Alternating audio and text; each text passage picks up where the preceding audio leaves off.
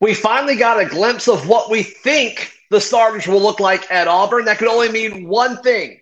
Football is right around the corner here on the Plains. Well, Zach, I actually just finished crushing some chicken farm, and I am freaking ready to rock and roll. You are Locked On Auburn, your daily podcast on the Auburn Tigers. Part of the Locked On Podcast Network, your team every day. Yes, welcome on into Locked On Auburn, your daily Auburn Tigers podcast. I'm your host, Zac Blackerby, and thank you so much for making Locked On Auburn your first listen every single day. I have no idea what this is going to sound like or look like. A lot of technical difficulties as we are traveling today, but hopefully we will be good to go, and this is a product that everyone can enjoy.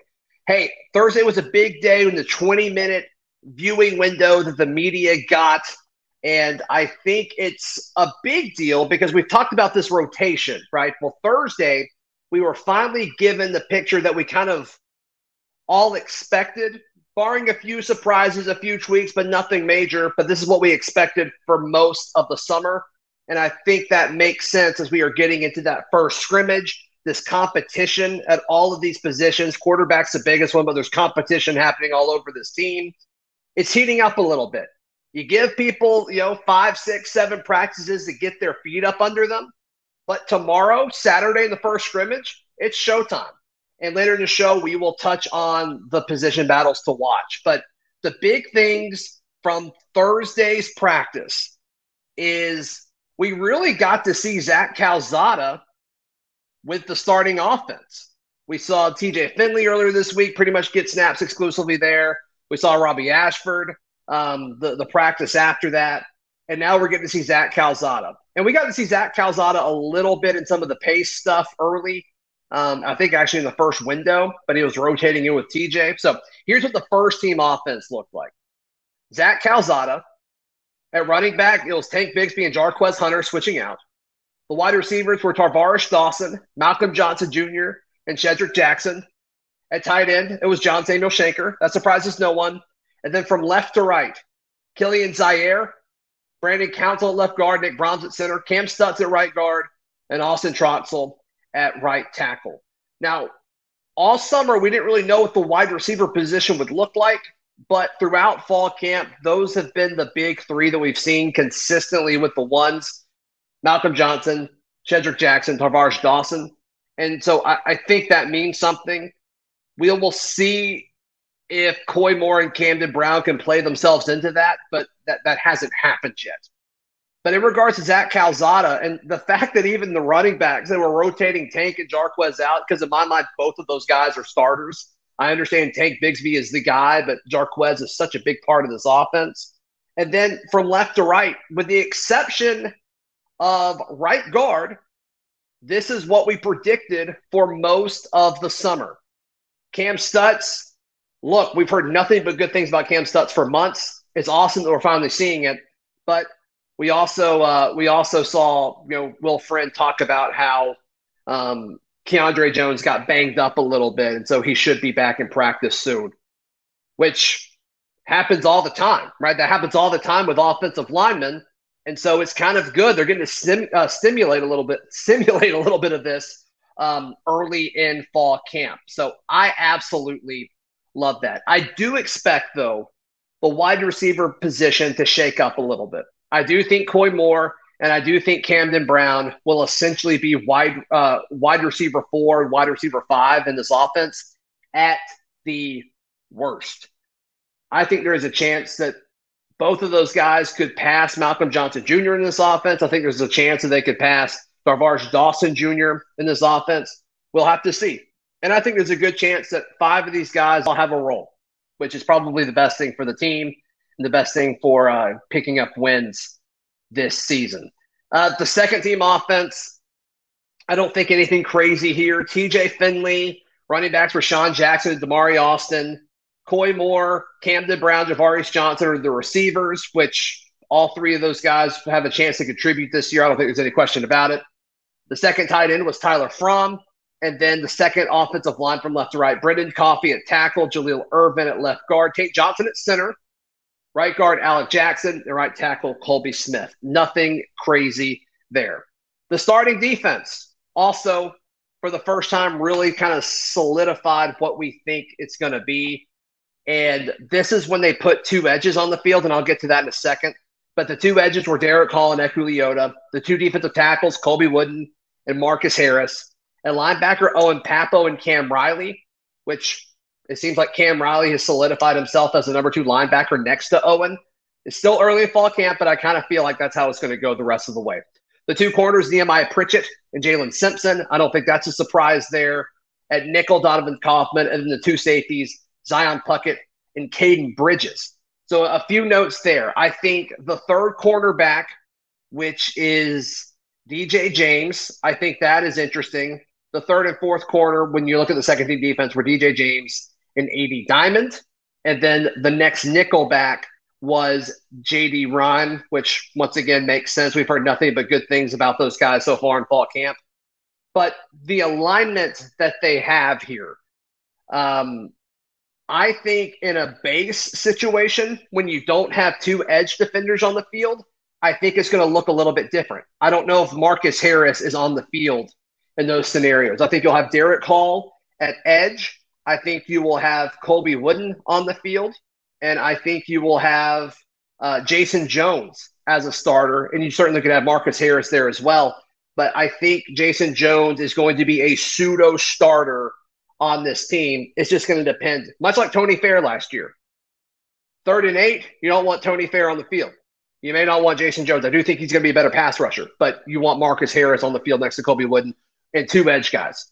And all of a sudden, like, that's a really strong pass rush. You may not have to blitz anybody, which obviously helps you in coverage time and time and time again. That's what made the Kevin Steele defenses so good when they had Derek Brown or Marlon Davidson or Carl Lawson. And so a lot to like about all of that. Look, I think this defense is going to be really, really good. And I think it's deep. I mean, all of these guys that we mentioned, Wesley Steiner there as well, Jeffrey Mba, Dylan Brooks, Marcus Bragg apparently seems to be the edge after Dylan Brooks, meaning he hopped Joko Willis, which we kind of speculated, that was going to be an interesting battle if you're interested in the 4th/5th edge on this depth chart when he committed from Western Kentucky. And it seems like he's winning that. Physically, it makes more sense. Joko is the smallest guy in that room right now, and they may just be working on developing him, which they have time. Joko Willis has time as an Auburn Tiger. So a lot to like about that.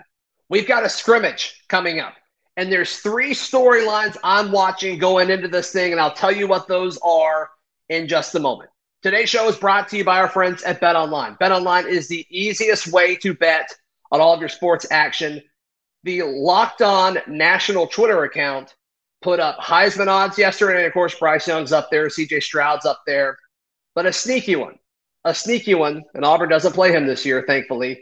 Hendon Hooker, the Tennessee quarterback, odds for Heisman, you can get him at plus 5,000 right now. I think that's juicy. I think that offense is going to be very, very explosive, and I picked Tennessee to win the SEC East. So maybe I'm just obnoxiously high on Tennessee and obnoxiously high on Hendon Hooker, but I don't know. But I went over to BetOnline, and I made a deposit. I actually had already money in there, but I put some money on Hendon Hooker. So you should too. Just check it all out. BetOnline, it's where the game starts. Obviously, when you look at the scrimmage, there are a ton of battles happening. The biggest one, obviously, quarterback. Zach Calzada, TJ Finley, Robbie Ashford. But after this, I think the rotation drops from 3 to 2. I don't think he's going to say it when he talks to the media afterwards, late Saturday night. I don't know if we'll really see it in regards to what, these open viewing windows look like next week. But I'm predicting that it's down to Zach Calzada and TJ Finley, and we see a more substantial role from Zach Calzada moving forward. I think all of this has to do with TJ Finley was the starting quarterback when you left spring and went into 8A and wrapped everything up with a bow there. He had to be the starter going into fall camp. And he was, and I think he had every opportunity to win the job in spring. I think he had every opportunity to win the job in fall. But I'm hearing things that there's been inconsistencies from all of the quarterbacks. And look, if Bryan Harsin trots TJ Finley out there, he can't be inconsistent or the fan base will freak out. And a lot of people are saying, oh, well, the coaching staff doesn't care about the fan base. They just care about winning. Yes, that is true, but this is a very unique situation based on what happened earlier this year in February. So I do think perception matters. And if you go out there and trot TJ Finley out, you've got to nail it. And so TJ Finley's path to doing that starts tomorrow at the scrimmage. There's a lot of talk about, when the lights come on, can TJ Finley bring it? I think he has the skill set. I think he has the raw ability. He's massive. He's got a good arm. It's just, can things slow down enough and him take advantage of it? I think that's the biggest thing. And we will learn more about that hopefully tomorrow in Auburn scrimmage. But we'll have to wait and see what reports say. I think Zach Calzada will impress folks. I think Zach Calzada has won a lot of the team over just based on what players are posting on social media. It seems like a lot of folks see him as the guy. Robbie Ashford, the structure of the scrimmage will matter as far as what he is able to do as far as making a case for himself. Most scrimmage situations hurt mobile quarterbacks. We saw this with Nick Marshall. I guess to an extent we saw this with D. Davis, but the whole, they don't want people hitting the quarterback, right? I mean, that is self-explanatory. And so when he extends the play and gets out of the pocket, if anybody gets close to him, traditionally they're going to blow it dead. It'll be interesting to see how they manage the scrimmage with him in there. Will they let his plays go a little bit longer so he can potentially make plays with his feet? I think that would be the best thing for Auburn moving forward. We've just got to see. We've got to see how they handle that. That'll be super, super fun to see. The offensive line, I think there is a chance to solidify all five of the starters. And yes, I'm talking even Cam Stutts and Brandon Council at guard over Keandre Jones. He is outstanding, but is he available? I think that is something that this coaching staff will look at because, look, all five of these offensive linemen, they need as many reps together as possible. And granted, a lot of them have been in this program for a long time. I guess Zaire is the one that has been in here the least. And Council, they may have come in together now that I think about it. But those guys, they all need to gel together. And that's just kind of what good offensive lines do. And we'll see if they do it. So that I think that's a storyline there. And look, just keep it competitive. The nature of scrimmages early in fall camp and early in spring practice, that always benefits the defense, especially up front and especially in coverages. And so if the offensive line can just make it somewhat competitive and are able to get a push on the line of scrimmage, that's a win. That is absolutely a win. So we'll see if they're able to do that. And then linebacker. And this may be more kind of already set in stone than I realized. Maybe it's just a pipe dream because I really like Eugene Asante, but I was reading the second deep that went out there, and Eugene Asante wasn't there. So maybe I'm just building this up to something that it's not. But Owen Pappoe, can he make his return? Right? This will probably be the most competitive session of college football that he's seen since he went down and left. Let's see him take that next step. Let's see him allow himself to lead the defense. And also, Cam Riley, can you be a number 2 to Owen Pappoe next to you? And also, let's see how Wesley Steiner rotates in. I think that'll be a fun report to kind of keep tabs on. But outside of that, we may hear about excellent plays that wide receivers make.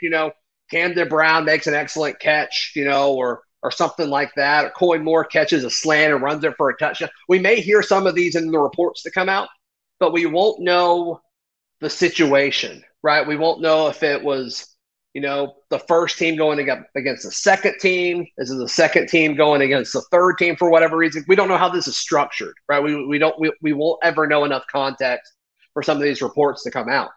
But I do expect we will hear outstanding moments from wide receivers. And I think that'll be fun. I think that'll be good. But will it impact what the potential rotation could be going into the season? I don't know. And in fact, I'm semi-predicting here that the offense, as far as the playmakers, that competition with the receiving, the market share of what targets and receptions happen amongst the receiving group, that may go into the season leading into Penn State. We may see a deeper rotation in Mercer. We may see a deeper rotation when they play against San Jose State, just to kind of set the depth chart and the pecking order going into Penn State. That would not shock me at all. I mean, I think those 6 receivers are all guys that are worthy of playing time. Yes, I've changed my tune on Camden Brown. It's too consistent. It's too ridiculous. And it's too much of his name being on that board. Every single day he's doing something, whether he's the best player on offense, whether he's the playmaker of the day, whether it's him graduating so quickly from being a newcomer in practice to going to the veteran practice after just one day. There's too much smoke there. It's red hot. It's on fire. So I've changed my tune on the Camden Brown hype train. I think he's going to have a relevant role this year. I really do. I really do. All right. Bryan Harsin. Bryan Harsin keeps finding ways to be more likable. We'll talk about that in just a moment, right here on Locked On Auburn. I want to encourage you folks to go check out the Locked On Auburn Discord. It is free. All you have to do is click the link down below or in the episode description if you are listening via audio. But it's over 1,000 Auburn fans just chit-chatting about everything happening every single day, nonstop. And I tell you, one of the things they were talking about yesterday, it was so fun. It was so fun. A little background here.